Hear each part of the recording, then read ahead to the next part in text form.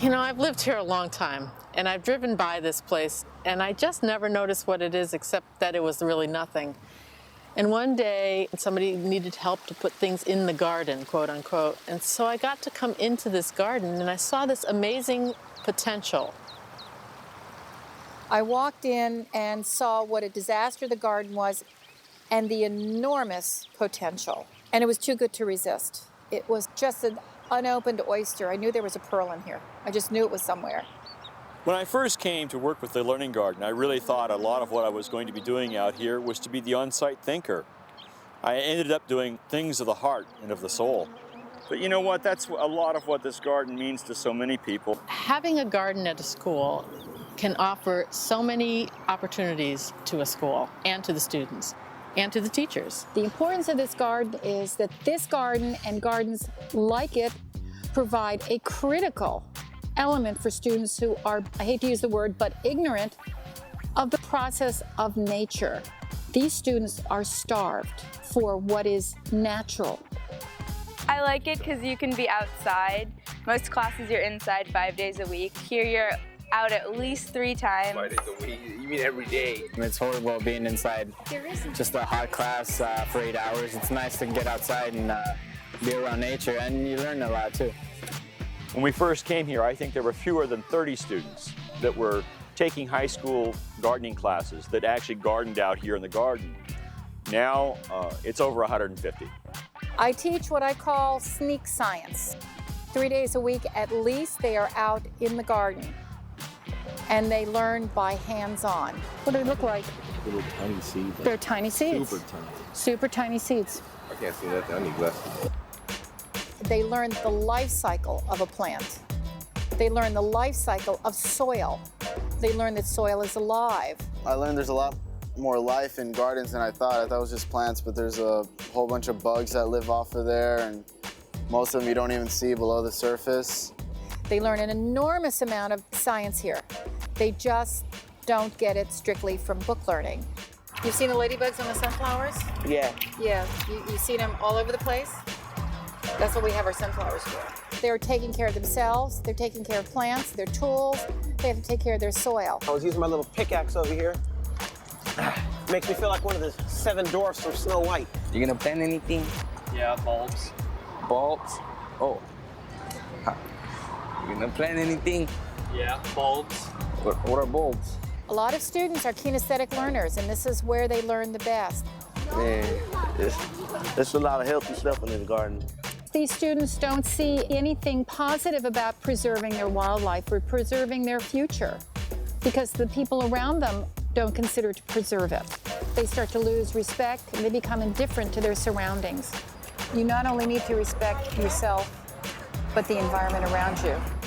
Plants and everything else and every living thing deserves consideration.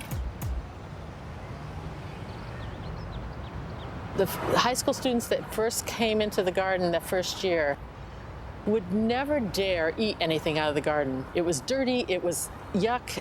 They would never take the food that they grew and eat it. It was too strange for them. By the next year, I saw the kids climbing the loquat tree and eating things right off the tree and digging their food out and getting excited. So the change in just the perception of food was amazing in 1 year. The carrots we eat here, like we grow the carrots, and I learned that they're better when they're about just a few inches long, whereas in the grocery store they're like a foot long, and they're really not that tasty at the grocery store compared to the ones here. What's the difference between the ones you buy from the store and the ones here? The strawberries that we tried come straight from the ground and they're organic, so they're really, really, really sweet, which is really yummy.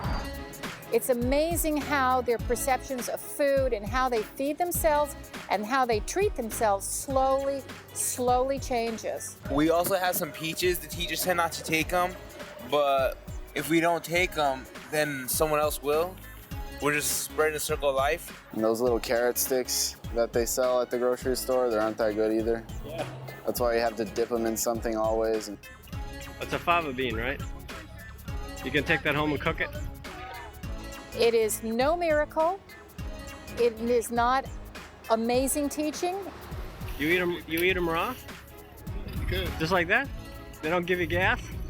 What it is patience and exposure. Hey, all right. Sweet. These students need to be exposed to a different type of life or a different type of doing things, and they will get it. It's fresh, so when we, pick it out, it's all sweet and stuff. It's not, artificial flavors or whatever they put in it. Hey, broccoli's awesome. Homegrown is always better. The light goes on when they finally realize that growing organically ties into everything they do when they are born into this earth. They finally realize that they are part of the world. It's important, it's a big coming of age. Everybody should switch to organic. How come? Because organic is always better and it's chemical free.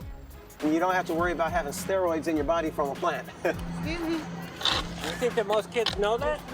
Not that many kids know it because a lot of kids aren't really exposed to it, like their parents don't even know about it. The horticulture classes started selling their food and the teachers were eating better. Everything shifted. What we do here is basically grow different type of crops and plants organically to sell to the teachers at Venice. They've proven that you can raise the test scores by 10 points just by providing a simple, delicious, well-balanced meal in the schools. So that's certainly one of the most cost-effective ways we have of educating our youngsters. If we can educate them to the fact that a broccoli straight from the plant is extremely sweet and delicious, then perhaps we've come a long way so they will choose the foods that are more healthy for them rather than just continually stopping off at McDonald's for fast food. What is it, a flower? No, It's a fruit? yeah, You can see it? it's an artichoke.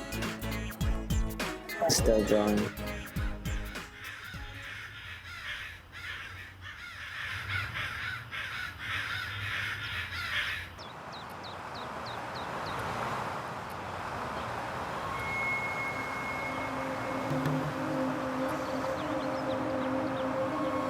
As a homeopath, my first interest in this garden was in medicinal plants because I work with natural medicine. My interest in the garden really began as someone who studied Chinese herbs and never had any opportunity to have contact with the plants while they were growing live. I guess I'm basically a nut for Chinese herb plants. This herb is Scutellaria. The roots have this beautiful yellow color. It's used a great deal for infections and treating diarrhea and dysentery, lung infections, bronchitis. Acupuncture and Chinese herbal medicine are wonderful for reducing stress, and it's a wonderful prevention for immune system problems, reducing the spread of colds and flus, reducing problems with insomnia, fatigue, digestive disorders, helps to increase attention span of students who are suffering from ADD or hyperactivity. This one's a great one for allergies and sinus problems, chronic rhinitis, where the nose is blocked frequently. It can be used for frontal headaches. It's a very useful herb. In most societies where herbal medicine is practiced, many of the herbs are included as part of the regular diet. Many of them are food herbs or culinary herbs that people grow in their backyards and they use them when they're catching a cold or flu, they've got a digestive upset. This is an interesting herb.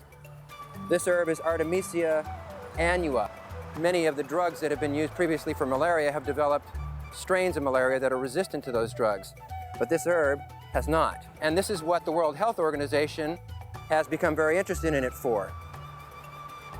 There's a great benefit to people in learning how to use the herbs that can be grown in their area as medicines, as food, as part of their diet in order to supplement their nutrition.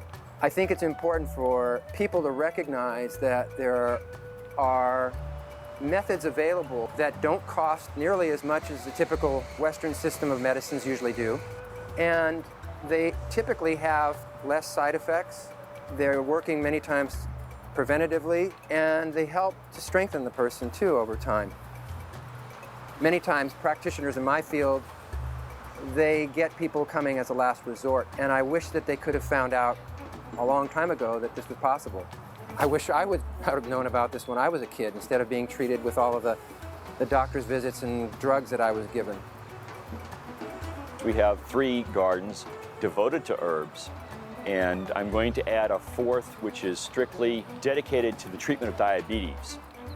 Understanding about these plants and understanding how to grow them, understanding how they're used, it just empowers people. It gives them more choices.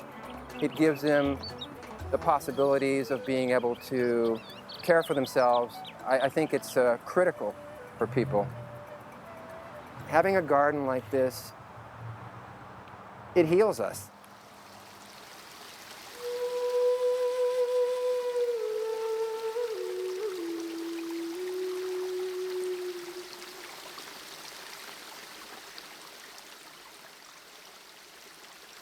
Tai Chi is one of the kind of best exercise. Tai Chi is good for the kids and the high school the student. When you study, you can use the Tai Chi concentrate. You can use the Tai Chi relax. Then you concentrate you the exam. Tai Chi is long term. If you decided to do the Tai Chi, you need to keep going. Yeah, if you keep going, you not give up. There's a lot of benefit for you. Yeah.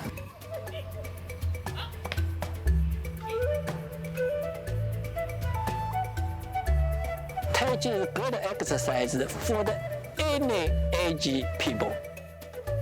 You practice very good like me in this garden. You outside like body dancing, very beautiful, very smooth. Whatever you want, you can control the Tai Chi inside very strong.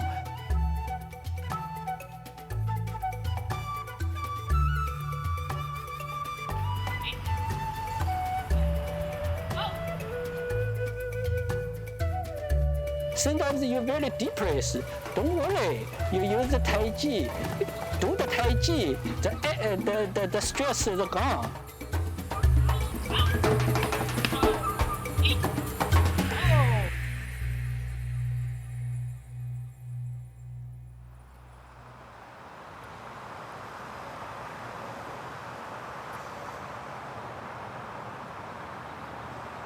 I would love city planners to come out here and see this. In fact, they have, and they've been very impressed with it. But I would love them to realize that they can do this same thing on city property in so many places.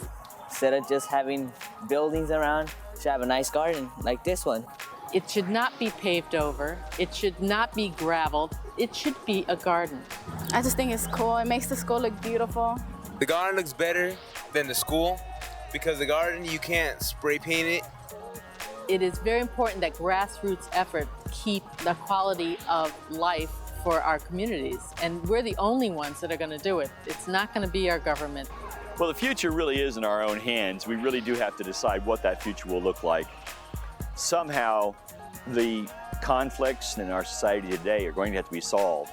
And the way I see it, gardens can figure very prominently in those solutions. I think people are looking for something, especially kids. I think they're searching for something.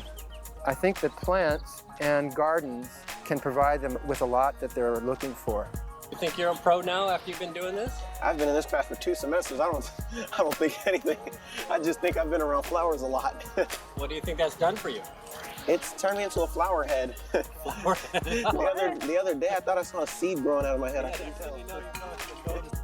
The Learning Garden is created not just to help the people of Venice High School or the people of this community.